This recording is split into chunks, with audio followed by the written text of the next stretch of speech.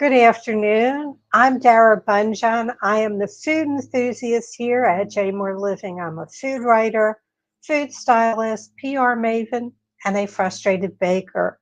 Those of you joining us live, drop your comments and questions for my guest or myself into the comment box, and you'll see me check from time to time and gladly answer your questions. So feel free to jump in. He went from his degree in psychology to corporate chef at the ultra successful restaurant group Hoopla Hospitality, which is the Food Markets, La Food Marketa, Vacation, Quality Snowballs, Food Market Coffee, and Hoopla Catering. Let me welcome today's guest, Chef Johntay Bedingfield. Hey, Dara, thanks for having me today. Well, I am thrilled to have you here and welcome to the show. What's on your plate today other than doing the show? Well, I've had a busy morning today. We just signed up for the first annual Meriwether District Farmers Market here in Columbia, and Oh, we're going to be great. participating via the Food Market Coffee. So, just kind of getting things in line on the back end. I'm working on a little HACCP plan for the health department and just making sure all our T's are dotted and our T's are crossed and our I's are dotted for them. Right. Well, anytime you do anything new in food, the process of getting the licensing is quite the bit, that and permits to go along with it. Yeah, it's Uh, interesting. Having restaurants in three different counties, to include City of Baltimore, each county works a little differently. So, um, what I found is just get it in as soon as possible and let the process work itself out. Great. So you were at vacation today, folks. Correct. Yeah, yeah.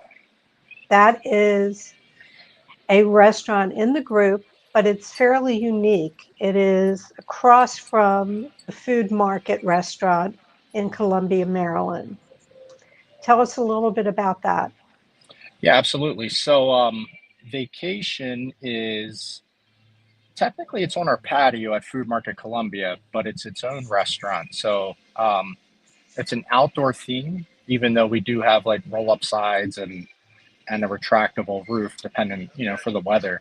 But it's called vacation because we wanted like beach theme. We wanted to do something that just kind of takes you out of like the rat race of like every day 9 to 5. So it's like, come to vacation and have a margarita, have a crush, have a frozen drink. The food is Chill. very, yeah, chill. Exactly. We have like a lot of soft seating and couches and rocking chairs, and um, the floor is kind of like a deck patio that you would see at a pool. So you just feel like it just gives the vibe of you know fun and not like every day. I want to kick back a little bit, just because you were there and I could see that it was vacation. Yeah, for sure. I always check with people and I go, tell me, I want to know about your family table, whether it's the family table you grew up. What was life as a child? What was your family table like? Sure, yeah.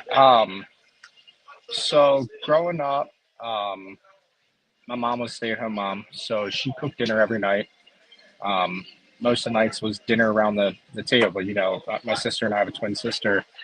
Uh, we'd be out running around, playing in the yard. Come in, my mom calls in for dinner. We all sit down, have a really, a nice family dinner, and then, later in life, it kind of just like I guess life gets busy and convenient, and then it became like TV tray in front of the TV, but nonetheless, we were all together.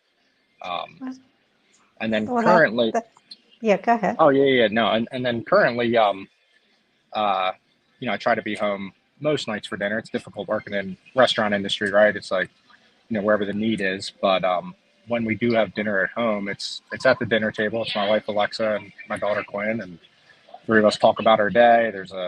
Have like a no phone policy, so we just kind of sit there, enjoy the dinner, and then talk about what we did. Great. So I mentioned your degree in psychology. That was from Wesley College, and you graduated '08. Um, and when you graduated that, you went to the University of the Sunshine Coast in Australia. I, What's I that did. all about? Yeah. So that was I attended that during that was a study abroad program. I was there for probably 6 or 7 months, and uh, still focusing on a degree of psychology. Obviously, I had some like elective classes I could take there, but it was great. It was in Queensland, Australia, on the Sunshine Coast, probably like 20 minutes from the beach. It was incredible. I got to meet people from I think I counted the countries one time, and it was like 26 different countries. So Wonderful. yeah, it was a really great experience, and it was before my like cooking career, so I can't say I really did too much cooking out there. I did a fair share of eating, but I understand that. Yeah. Okay. But I just, it's my curiosity when I bring guests on. I like to know, you know, most started in one career and always end up in food. I've yeah, had Pinsent Ang had 2 degrees and a master, and he took architecture just to get a master just because he was interested in it. yeah. He didn't want to do anything with it. Um, so at some point, your job was a child care worker. What was the impetus? What moved you to hospitality? Where did that veer off? Yeah, I mean, that's a great question. So after graduating with my undergrad in psychology, wanted to stay in the field, right? So took a job working in a prison. Actually, was my first job after my degree. Worked there for I don't know, maybe the better part of a year as a substance abuse counselor. It was great. It was rewarding. It was fun. It just wasn't for me. Bit of a commute. Just kind of wasn't feeling it, right? So I decided I saw a job opening at a place was called the Board of Child Care in what's that Woodlawn, and I was like, well, a Boy Scout, Eagle Scout. I kind of took a role as like assistant scoutmaster at one point, and was active in my troop, and it's like I could work with kids. You know what I mean? Like this could be fun, and I did. I loved it. So I was there for probably 2.5 or 3 years, but it was tolling. It was I have to say it was a lot of work. It took a lot out of me. I think I realized like it was maybe forcing me to become an adult faster than I really wanted to. I was like 22 and thinking I knew everything I wanted to do, Right, and just having that, having the thought of like, is this it? Is this what I want to do? Do I really like? Am I trying to raise 10 kids right now? And the answer was no. So I was fortunate enough. My dad lived in Hawaii for a long time, so I took a vacation out to visit him, and I just remember sitting out there just thinking about life, right? Like what are we gonna do? What's the right. move here? So I had always enjoyed cooking. I started cooking pretty heavily when my parents got divorced. So just like got in the kitchen. It was kind of like fend for yourself in some situations, right? And then I just really enjoyed it. So I was like, maybe I could own a restaurant one day and start in the culinary field. So yeah, it was while I was working as a child care worker, I enrolled back in university for a graduate degree in international hospitality management. I thought was if I could get a degree, like a graduate degree in hospitality, and then start as a line cook somewhere, maybe I can catch both sides of the restaurant to kind of play a little catch up, right? Since I'm kind of entering the field a little late. And yeah, sure enough, got my first cooking job at Stony River part time. The guy hired me. He liked on my resume, so I didn't have any cooking experience. I had been a busboy at Carrabba's in high school, right? But he saw he saw Eagle Scout on my resume and was like, you know what, like this is enough for me. Like I'm gonna give you a shot. So started line cooking there, like part time. Was in graduate school part time, and then working at Board of Child Care full time because I didn't want to quit my full time job without, like if starting something new, I wanted to protect myself. I couldn't just like Right. jump into it. So But anyway, I loved it. I fell in love with it really fast, and yeah, and then started cooking, and I guess the rest is history from there. Yeah. Didn't you spend some time in Texas? Um, no, not Texas. Okay, I don't know. Well, I guess my notes are faulty. No, Texas sounds great though. um, I don't know why I had that. Let's go back to you're with Hoopla Hospitality. Chad Gause started the food market 2012. Yep. For those not in the Baltimore area, it is the Baltimore, Maryland area, Baltimore City, Baltimore County, and also Columbia, Maryland. So, when did you end up at the food market? Because you started off really as what, a sous, or did you come in as a I line came, cook? yeah, I came in as line cook. So Chad and I had a mutual friend. This is when I met Chad for the first time when he was at, if you remember, City Cafe in Mount Vernon. Right. So he was chef down there. One of my buddies was a food runner down there, and he knew I had been cooking at Stony River, and like he couldn't speak more highly about Chad. He's like, you got to meet Chad. He's the man. Like he's doing stuff with food that I've never seen before. Like Right. so, took some time, went and got dinner down there, met Chad, and told him I'm like, hey, look, I'm looking for a job. If you're like, at this point, Stony River was cool, but it was too corporatey. It just wasn't like Wasn't it was just challenging like, enough. yeah. I was ready for something else, right? It had been probably like 7 months or 8 months, and I was just like, let's see where this takes us. So, unfortunately, Chad wasn't hiring at the time at City Cafe. Little did I know that he was in the startup of opening Food Market, which he had to keep under wraps. So, I guess it was early spring 2012. He reached out and said, hey, I got a grill cook position open if you want to come work at this new restaurant called Food Market. So, yeah, came on, started working the line, and it was an incredible experience. I got my butt kicked. It was incredible. Well, that restaurant has been busy since the day it opened. It It's has, yeah. just It's very consistent. Is I feel like the best word for it, right? It's like Chad's done a great job instilling the comfort, the hospitality, it's just like I think he's got a famous quote of saying like, "Come in sweatpants or suits." Like it doesn't matter. Just come eat and enjoy a really good meal. and the menu. The menu is contemporary. Um, it, it's not typical. You have the pretzel dip, and um, you just did slay the menu, Yep. which why Yeah. Let don't me you touch on that. So like slate. explain that?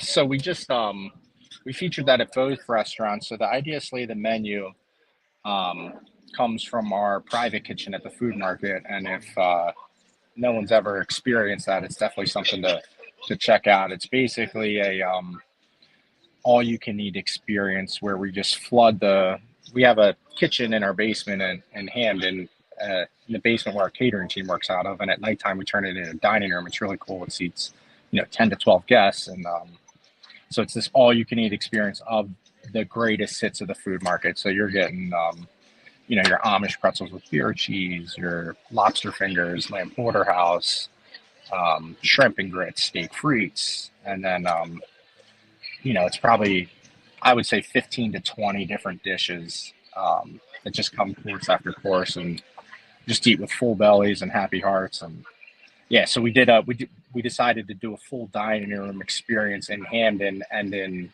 Columbia, and kind of set it up as a buffet, and just wanted to reintroduce this concept to slay the menu.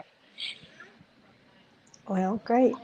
So time evolves. You're going with the restaurant, and now it's time for La Food Marquetta, Yep. which becomes your baby. Did, yeah. So starting Food Market 2012, um, worked my way up sous chef, then executive sous chef, um, just kind of getting the hang of things. And then I left Food Market Group for about a year. And again, it was just like Chad was super active. He was in his role as chef. I knew that I wasn't going to be able to take that role. I couldn't take the role of executive chef from him, right? So I was like, Right. I was looking for more. I was just trying to continue to grow. So, left the company for a year. Chad and I stayed close, texting every day. And he's like, hey, I found a restaurant space in Pikesville. Let me know when you're back in town. I want you to come check it out. And so we go, and this was probably early 2015. And we had been doing Taco Tuesdays in Food Market Hamden for years, right? Right.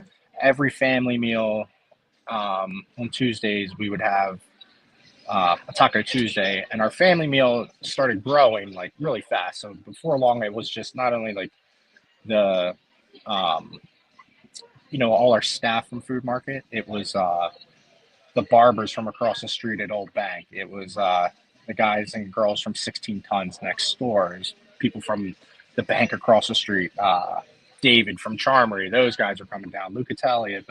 And before we knew it, we were having like 40 people in the restaurant for this like pre-shift family meal. And Chad and I were joking one day. We were like, we would love to do we could spin off Food Market with a little like Central American, South American spin and or flair, and came up with the name La Food Marqueta. So this idea had been there for a while.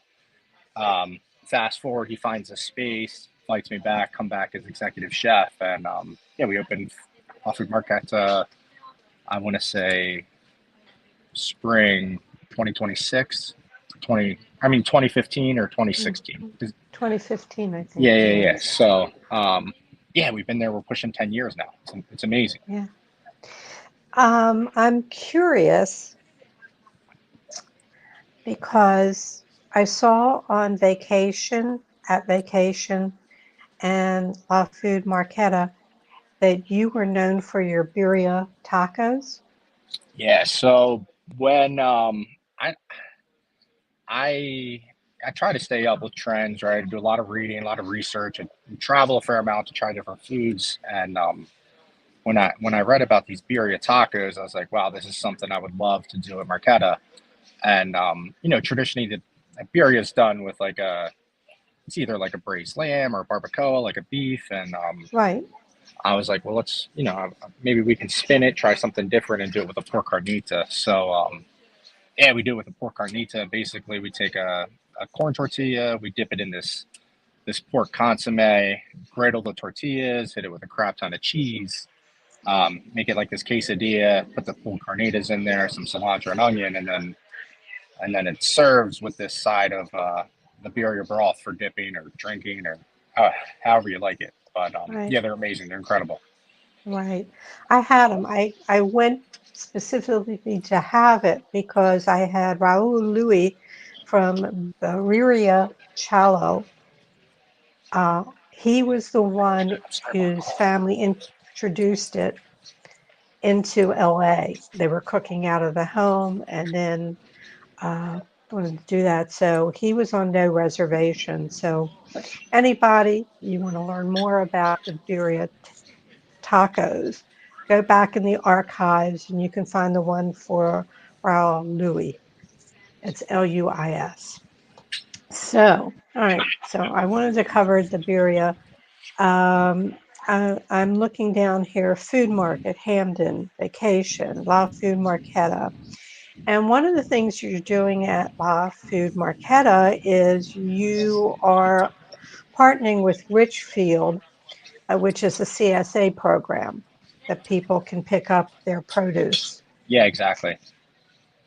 And just to let everybody know, if you go, they have outdoor seating, and on the tables are fresh herbs.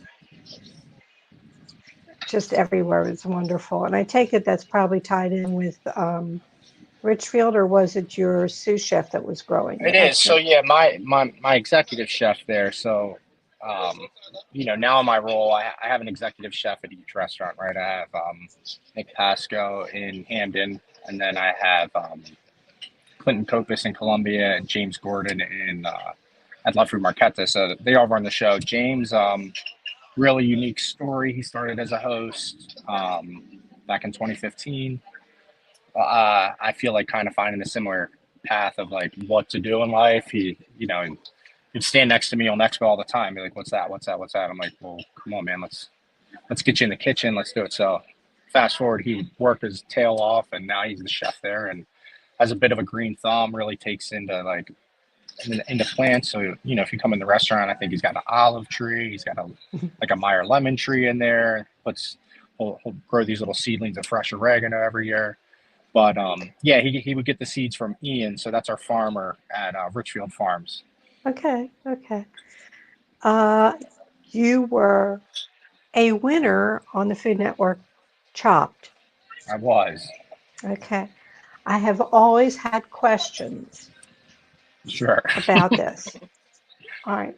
Folks, I know the show is an hour long, but if I'm correct, you're spending, what, 14, 15 hours Oh filming yeah, the. there was like an 8 hour day of the background shot of where they come to Marquetta and film like 2 or 3 dishes. You like in the kitchen, and it's funny because that 8 hour day turned into 15 seconds on Food Network. It was just like it was such a long day, and then to see like everything they do, and then yeah, in New York it was it was like a 16-hour day. It was a long day.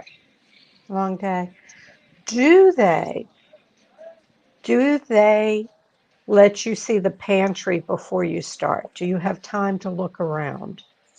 Uh, so we get basically they like bring you into the location, right? They take your phone, you sign all this paperwork, and then it's a quick just like here's the kitchen, like here's the pantry that you're working on, right? So you're walking as fast as you're talking, and then they take you back to this back room. So you're like, yes, you walk through the kitchen, but it's fast. It's like I wouldn't even say a minute. You know what I mean? It's not like you're stopping there to look at anything. It's just kind of like a tour of the place, right? Right. So I wouldn't say much time at all. The You won. Yeah, I did. Yes, you did. Where did the winnings go? Honestly, probably like Chipotle for the year. No, it was funny that it took so long, the back and forth with Food Network and the interviews and them trying to place you. I guess, they try to find, the right fitting for the show. When I first applied for it, I hadn't proposed to my now wife yet. And so I told them, like, part of this would go towards an engagement ring because I'd like to get married. And then, um, anyway, it took so long for them to get back and actually like link me up. I'd already proposed. I was like, well, I can't wait to do this. I can't, risk going on this show to save up for a wedding ring, yada yada yada. But yeah, I don't know. I think it just went towards life. You know what I mean? It's like Right. Okay.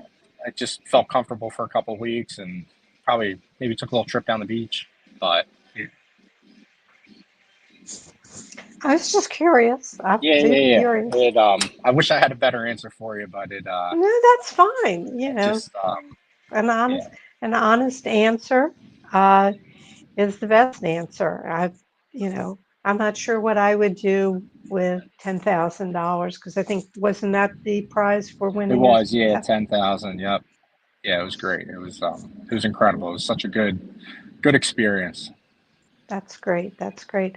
I remember when they were doing Iron Chef, and my curiosity, it was probably at a women chef's thing, and it was somebody who had just been on, and same thing about the pantry or what's going on, because they gave you, I think it was 5 major items, and then you had to come up ahead of time with what you would do with them, but you never Uh-huh, knew which the main item would be being thrown to you, definitely. so they could have everything there. Yeah, I So, remember. So, like when you're live, like once like they say go, that's like 20 minutes. You get 20 minutes go. I remember the dessert round. I'm They give me like my ingredients were it was like ironically soft pretzel dough, which was like I don't know how they pulled that or but soft pretzel dough, kumquats, a pitcher of sangria, and then Reuben egg rolls.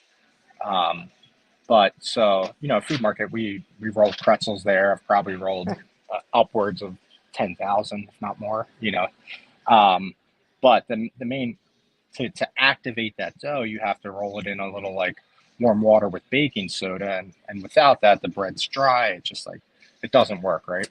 So I Right. remember running to the pantry to look for baking soda because I'm like, I got to get this dough activated, and I'm in like the baking section, and everything has generic names on it. It's not like you don't see the Arm& and Hammer box, right, or the yellow box. Right. It's Right. not like being at home or in your own restaurant where you run back to the pantry. It's like, okay, kosher salt lives here, baking soda lives here. It's like, so I Right. remember just like staring at this wall for what felt like an eternity, and I can just hear the clock ticking and ticking and ticking, and I can't find. I'm just like, I have no idea where this is. So I was like, I have to just like move on. Let me start something else. I'll come back and look again, and then go back, and sure enough, it was like right in front of my face the whole time. So grab it and rolled out some pretzels, and yeah, made Yeah. this really incredible dessert. Before I forget, I want to remind people, and it's all this information is up in the comments section, but to follow Chef Johntay on Instagram is at Chef Johntay, That's it. Johnntay, as you see under his name. All the information on all the restaurants, all the things that Hoopla is doing is at hoopla-hospitality.com. And you can link into every one of the restaurants from vacation to quality snowballs, which is, who knew? Got a container, an old container, opened up a snowball stand across from the food market in Hamden. Folks, gourmet snowballs. For those of you not in Maryland, I just think of it as shaved ice, but we call them snowballs here. Some of the flavors are root beer float, banana Oreo, half baked blondie. I happen to like the chocolate snowballs with the marshmallow topping. I grew up with that. Jante, what's your favorite snowball? I feel like the name is Watermelon Bliss, and it's amazing. It's watermelon snowball, but it's got chunks of fresh watermelon. And when in season, it's the same watermelon that we're getting from Richfield Farms from Farmer Ian. And then it gets fresh torn basil on top, and I Mm, add marshmallow because I too love fresh marshmallow. yeah. There is a promotion, what quality snowballs in Hamden, if you're in Baltimore, on the Avenue. Opens what, May 1st? May 1st, yep. Dollar And we're snowballs. dollar snowballs, yep. Come one, come all. Yep. And what time does the stand open? Um, oh man, you're really testing me. Okay. It could be Well, new hours this year. I don't want to okay, misquote myself. everybody, hoopla-hospitality.com, look up quality snowballs. So I think we've covered quite a bit here. Do you see any trends in dining right now that, I mean, I'm hearing pickles this, pickles that, glitter and pickle, pistachio. What have you been hearing? What's coming up? I mean, for us, pickles, we've been doing the buffalo pickle since 2012, so I feel like we're ahead of that trend for sure. But yeah, Okay. I've actually seen some like pickle margaritas. I think people are trying to add that salty sour to drinks now, or to whatever's buzzy.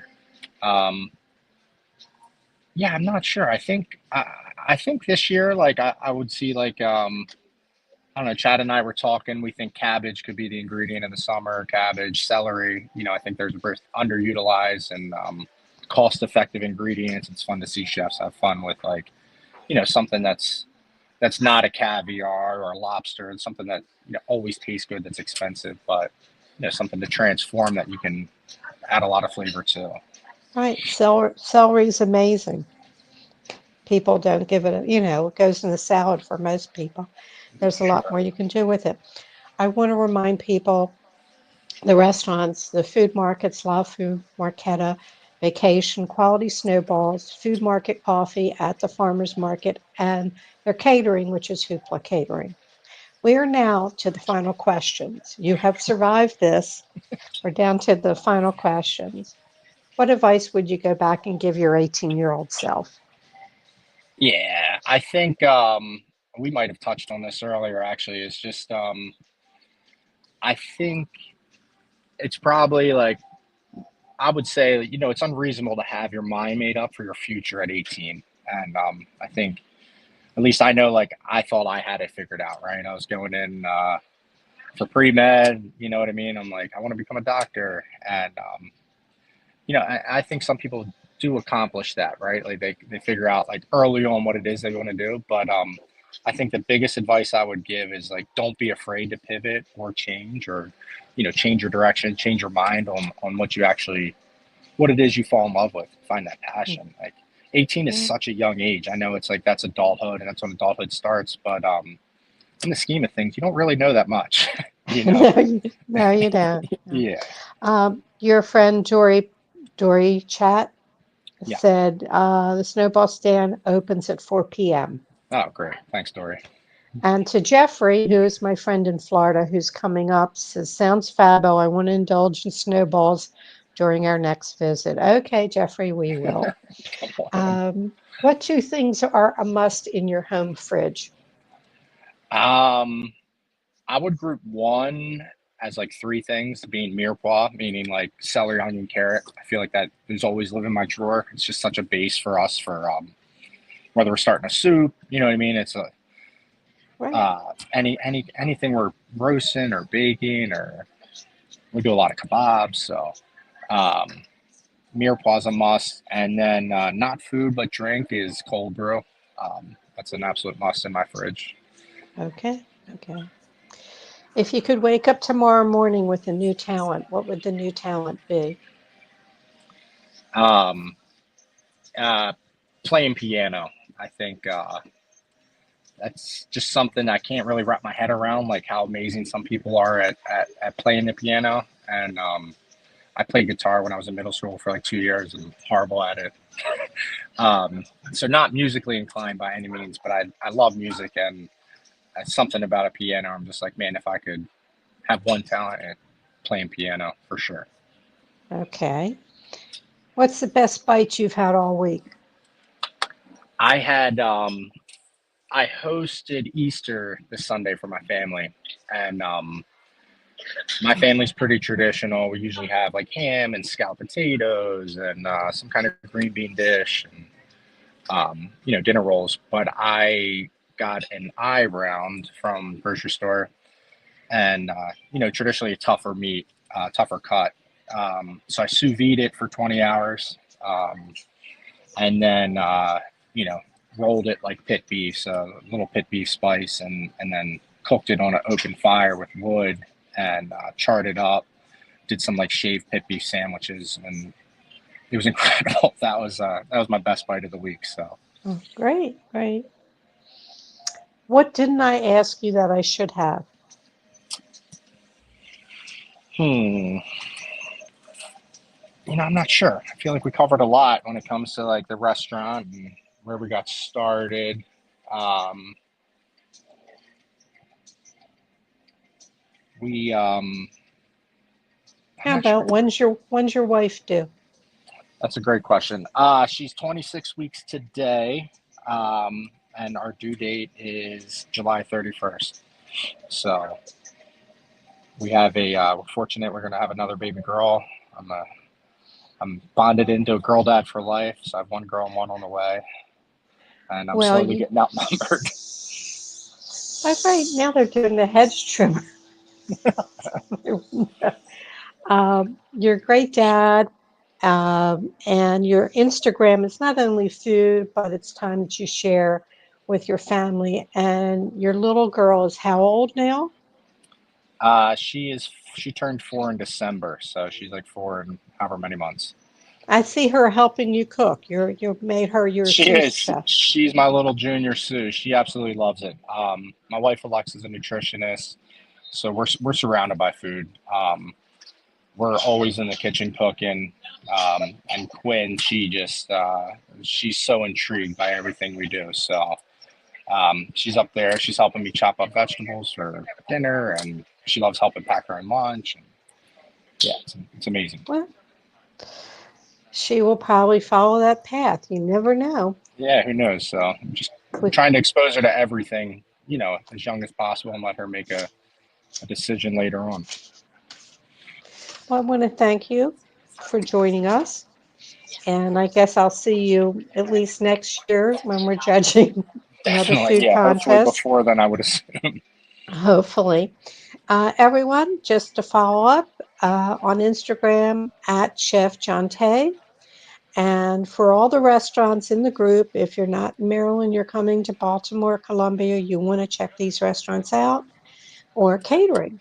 It's hoopla-hospitality.com. Johntay, big moi. Great I love seeing you. having you on this show. It Thank was a you so, pleasure. so much. Definitely. Okay.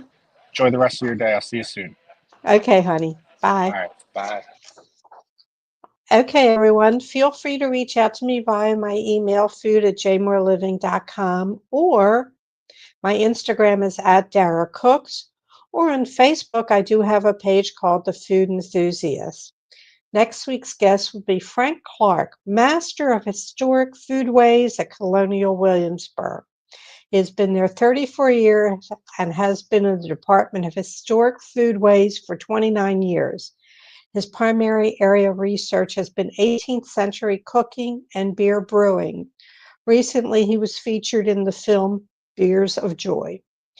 All shows are immediately archived in video form on JMore Living's Facebook page and jmoreliving.com. We truly appreciate it when you share our show with friends and family. Feel free to go back into our archives and enjoy past shows. May your plates always, always remain full. I hope to see you next Thursday.